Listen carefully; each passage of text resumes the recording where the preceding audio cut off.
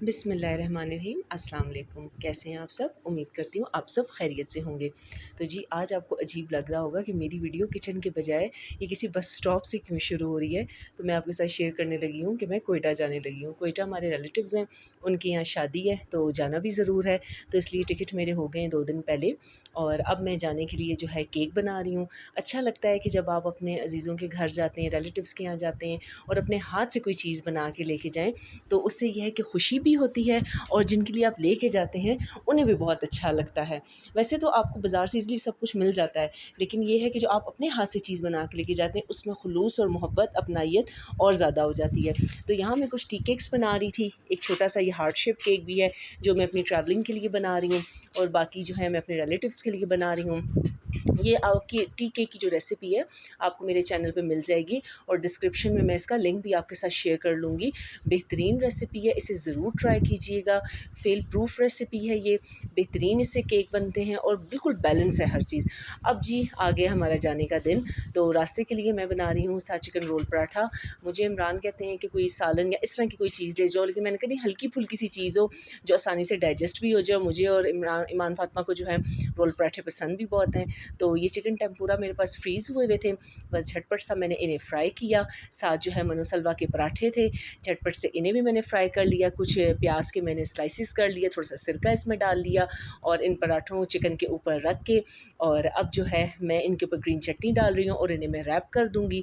Rap करके साथ butter paper जो है आप स्क्वायर पीसेस में काट लीजिए। बटर पेपर रैप करने से ये होता है कि एक्स्ट्रा जो ऑयल या जिस तरह भी होता है वो इसमें अब्ज़ॉर्ब हो जाता है और दूसरा ये होता है कि ईज़िली ये खाए जाते हैं और बाद में बटर पेपर हाथ साफ़ करने के भी काम आ जाता है। तो बस इस तरीके से जो है मैंने रोल पराठे 2 अदद बना लिए हैं। साथ जो है चिकन कबाब थे वो भी मैंने फ्राई कर लिए हैं।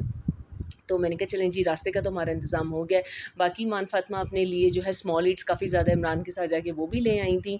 तो बच्चे तो आपको पता है बस जब बाहर निकलने का होता है तो कुछ ना कुछ ज़रूर इनकी जो है टक-टक शुरू ही हो जाती है। तो बस हम जब घर से निकले बस स्टॉप पे जाने के लिए, हमारे घर से काफ़ी ज़रा फ़ासले पे तकरीबन आधा पौना घंटा हमें लग जाता है जाने-जाने में। लेकिन ये था कि मौसम बड़ा अच्छा था और ये शुक्र था कि रश भी इतना नहीं था। तो यहाँ पर जो है हम अपने स्टॉप की तरफ आ चुके हैं। आपको बसेज़ ही बसेज़ नज़र आ रही होंगी। ये जो है यहाँ का पीर बधाई स्टॉप कहलाता है रावलपिंडी का। यहाँ बहुत ज़्यादा ट्रैफ़िक, बहुत ज़्यादा रश होता है क्योंकि यहाँ से जो है अंदरूनी मुल्क तमाम इलाकों में, शहरों में जो है बसेज़ जाती हैं। ये हमारी बसेज़ जो है तैयार खड़ी हुई थी।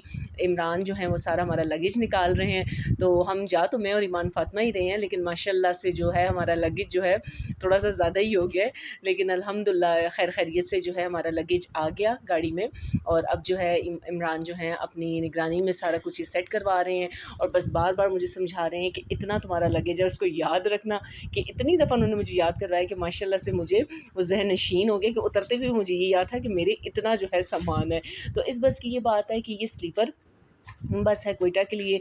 इसमें बहुत अच्छी आपकी प्राइवेसी है, कर्टन्स लगे हुए हैं, डबल सीट है इसकी और सुकून के साथ आप जाइए, अपनी प्राइवेसी के साथ जाइए। कर्टन्स आगे आप कर लें, टीवी की भी फैसिलिटी है, वाईफ़ाई की भी इन्होंने तो कहा था होगी, लेकिन ये है कि बाद में इन्होंने वाईफ़ाई हमें नहीं दिया, किसी को भी नहीं दिया कि जी हमने ये सहूलत ख़त्म कर दी है। लेकिन मुझे जो इसकी एक चीज़ अच्छी लगी ये थी कि इसमें आपकी अपनी एक प्राइवेसी थी, बस कर्टन्स आगे कर लें, एक छोटा-सा आपका ये रूम बन जाता है। यहाँ अब ईमान फ़ातिमा जा भी रही हैं, लेकिन बाबा को छोड़ने का दिल भी नहीं कर रहा, तो बार-बार जो है उनको कभी हाथ हिलाती हैं और इधर अब्दुर्राफ़िक साहब भी बहुत ख़फ़ा थे क्योंकि मैं उसे साथ नहीं लेके जा रही क्योंकि उसकी बड़ी क्लास है, तो वो अपने बाबा के साथ है। दिल भी मेरा काफ़ी ख़फ़ा है उसके लिए और मैं बहुत उसे याद भी कर रही हूँ। लेकिन क्या करें, जब बच्चों की बड़ी क्लासेस आ जाती हैं तो फिर बच्चों को भी सैक्रिफ़ाइस करना पड़ता है और हमें भी करना पड़ता है। मुझे याद तो बहुत ज़्यादा आ रहे हैं ये लोग, लेकिन ये है कि मैं फिर इसे साथ नहीं लेके आ सकी। तो शाम के वक़्त जो है हमारी तकरीबन मग़रिब के करीब हमारी बस चलना शुरू हो चुकी थी। इसकी टाइमिंग थी कि शाम को जी आप ये चलेगी बस और अगली सुबह पहुंचा देगी। लेकिन ये हुआ कि बस थोड़ा-सा लेट भी हो गई थी हमारी। रात को तो उसने बहुत स्पीड में गाड़ी चलाई, लेकिन ये था कि अगला जब दिन हुआ मॉर्निंग में इसने बहुत ज़्यादा स्लो कर दी थी।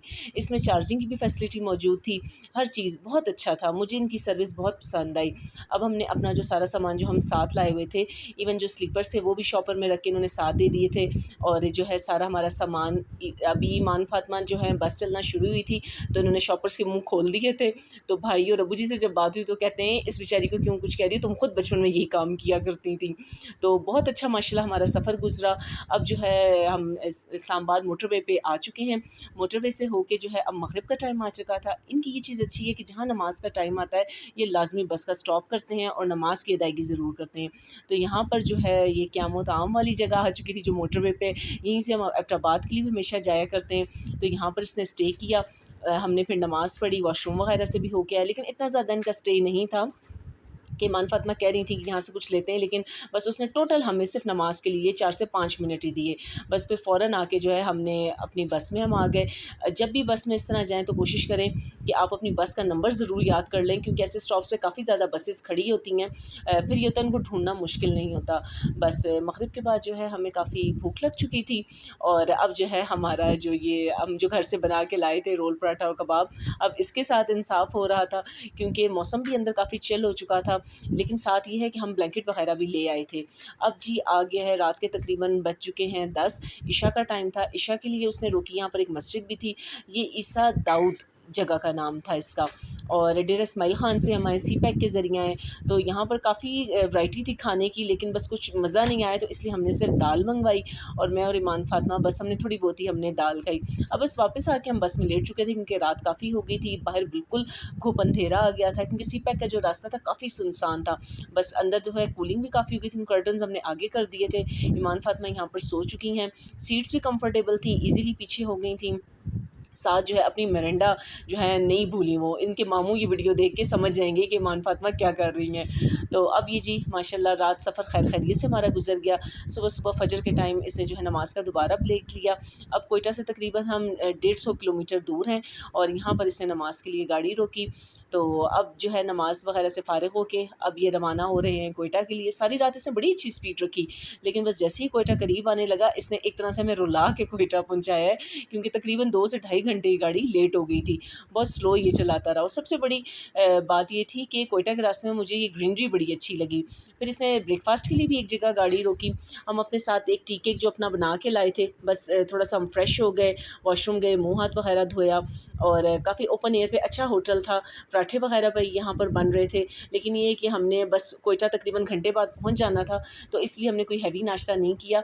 घर आए कि हमने माशाल्लाह बहुत अच्छा फिर नाश्ता किया था, तो इसलिए रास्ते से हमने सिर्फ़ और सिर्फ जो है चाय ले ली थी और अपना हमारा टी केक था जो कि हम साथ लेके आए थे, बस हमने वो खाया। बस सफ़र में ये होता है कि स्पेशली सुबह बिल्कुल भी इस तरह दिल नहीं कर रहा होता। देखें टी केक भी ज़रा भी मेरा ख़राब नहीं हुआ, माशाल्लाह बिल्कुल फ़्रेश उसी तरह ही सॉफ्ट रहा। और जो मैं यहाँ पर अपने रिलेटिव्स के लिए बना के लाई, तो यहाँ पर भी सब ने बहुत पसंद किया और बहुत सॉफ्ट और स्पंजी है, तो इसे ज़रूर ट्राई कीजिएगा। मैं डिस्क्रिप्शन में इसका लिंक भी आपको दे दूँगी। तो अब जी ये दोबारा से हमारा सफ़र शुरू हो चुका है कोयटा के लिए। रास्ते में काफ़ी डस्ट थी, लेकिन ये था कि बस काफ़ी अच्छे तरीके से पैक थी, तो बड़ा अच्छा सफ़र गुज़रा। आप ये देख रहे होंगे सोलर प्लेट्स, माशाल्लाह इस चीज़ की मुझे बड़ी हैरानगी हुई। छोटे-छोटे भी घर हैं, लेकिन उनके बाहर भी जो है हर तरफ सोलर प्लेट्स लगी हुई थी। ये चीज़ बड़ी खुश आइंद है क्योंकि यहाँ पर धूप भी बहुत कड़क पड़ती है। हिम्मत है इन लोगों की जो है यहाँ पर माशाल्लाह ज़िंदगियाँ गुज़ार रहे हैं। ज़्यादातर यहाँ पर जो है खेती-बाड़ी है और इसके अलावा जो है यहाँ पर मवेशी का काम है इनका, मवेशी चराते हैं। और यकीन करें कि हमारे पिंडी इस्लामाबाद में जितनी आलू प्याज़ की रेहड़ियाँ हैं, इतनी ज़्यादा यहाँ पर डीज़ल और पेट्रोल पंप्स मुझे नज़र आए हैं। बेतहाशा जो है डीज़ल और पेट्रोल पंप जगह-जगह पर ये स्टेशन इनके बने हुए थे। बस अब कोयटा के हम बिल्कुल करीब पहुँच चुके थे। सारा सामान मैंने एक जगह वाइंड अप कर दी, जो कुछ हम खाते रहे हमने उसका एक जो है गार्बेज का बैग बना दिया था शॉपर। बिल्कुल हमने कोई मेस नहीं किया, आगे-पीछे चीज़ें नहीं फेंकी। ज़ाहिर है हम खुद इंडिविजुअली अगर अपनी चीज़ों को साफ़ रखेंगे और अपनी सफाई का ख़्याल रखेंगे, तो इस तरह गंदगी बिल्कुल नहीं फैलेगी। इसलिए कोशिश करें जहाँ भी जाएँ, तो जो गार्बेज का बैग बने उसे एक साइड पे बना के रख दीजिए। तो अब बस ईमान फ़ातिमा की यही था, हर आधे घंटे के बाद 15 मिनट के बाद ये ड्राइवर को जाके तंग करती थी, अंकल कोयटा कब आएगा? तो बस अब एक तरह से जो है हम बूस्ट हो चुके थे कि अब हमें उतार दिया जाए। तो बस बार-बार जो है यही बाहर जाके ये यही पूछती थी इनसे। लेकिन फिर भी अल्हम्दुलिल्लाह शुक्र है अल्लाह का, तकरीबन 15 से साढ़े 15 घंटे हमें लगे हैं और हम खैर खैरियत से कोयटा आ चुके हैं। ये अब जो है इनका टर्मिनल आ गया है और अल्लाह का लाख-लाख शुक्र है कि खैर-ओ-आफ़ियत के साथ हम पहुँच चुके। जो हमारे रिलेटिव्स थे, जो बच्चे थे वो माशाल्लाह बेचारे सुबह के आगे बैठे हुए थे। उनके अंदाज़े में ये था कि बस जो है 7:30 तक आ जाएगी, लेकिन ये था कि हम फिर भी काफ़ी लेट हो गए थे। हमने सफ़र को बहुत एंजॉय किया। उम्मीद करती हूँ कि आपको भी मेरा आज का ब्लॉग बहुत पसंद आया होगा। बस यहाँ पर जैसे ही ईमान फ़ातिमा ने देखा, सबको बाहर भी देखा, तो बस एकदम से खुश हो गई कि चलें जी, शुक्र है खैर ऑफियत के साथ हम पहुँच गए। वैसे भी जब आप कहीं करीब पहुँचने वाले होते हैं तो आखिरी का जो टाइम होता है ये आपसे बिल्कुल भी नहीं गुजरता, और हमारे साथ भी बिल्कुल यही हुआ है। सामान भी बखैर ऑफियत हमारा आ गया, हर चीज़ हमारी कंप्लीट थी। बस इस चीज़ की मुझे टेंशन थी कि इमरान डांटे ना कि चीज़ें कोई कम ना हो गई हों, वो बस इस चीज़ में थोड़ा सा ना खफगी कर जाते हैं कि हर चीज़ का ख्याल रखा करो। तो शुक्र है अल्लाह का, खैर खैरियत के साथ हम पहुँच चुके हैं यहाँ पर। तो अब जो है यहाँ पर हम रक्षा करने लगे हैं, और रक्षे में सारा सामान रखा, और एक रक्षे में सारा सामान आ गया और दूसरे में हम सारे बैठ गए, और बहुत मज़ा आया। आपको मैं कोयटा के रक्षों की भी सैर कराऊंगी। बहुत मज़े के रक्षे हैं, सारा जो आपका इंजर पिंजर है वो हिला के रख देते हैं, लेकिन फिर भी हमारा पाकिस्तान है, हमारे सारे शहर हैं, बहुत इंजॉय किया। उम्मीद करती हूँ आपको ब्लॉग पसंद आया होगा।